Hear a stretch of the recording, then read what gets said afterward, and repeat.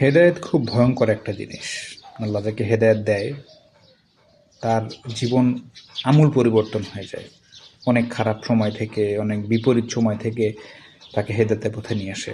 Recent আমি আমার একটা ফেসবুকের ফ্রেন্ড বলা চলে, মেয়ে ফ্রেন্ড, তার অ্যাক্টিভিটিস ফলো করি।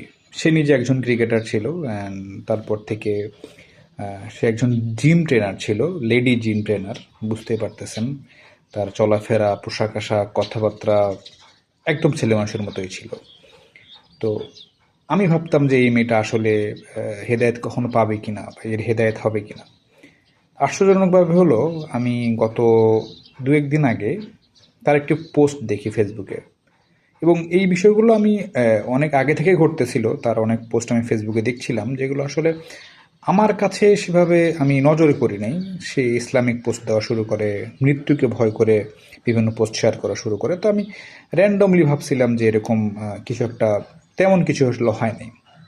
কিন্তু গত 2 দিন আগে আমি তার প্রোফাইলটা ঘেটে দেখি, এবং প্রোফাইল ঘেটে দেখি তার যে পূর্বের ছবিগুলো ছিল, তার অনেক ছবিতে কাপড়, ছোট কাপড়ে সে জিম করতো, যেগুলো ছবি সে আপলোড করতো, ভিডিও আপলোড করতো, সেসব নাই। সেসব তো নাই, সেসব ভিডিও তো নাই। তার ব্যক্তিগত কোনো ছবি নাই। সব ছবি হাইড কিংবা ডিলিট করা, এবং পুরো টাইম লাইনটাই সে বিভিন্ন হাদিস, আল্লাহর ভীতিকর বিভিন্ন কথাবার্তা, দিনের কথাবার্তা দিয়ে সাজানো। হেদায়েত জিনিসটা এটাই। হেদায়েত কখন কিভাবে কার কাছে আসবে সেটা বলা যায় না।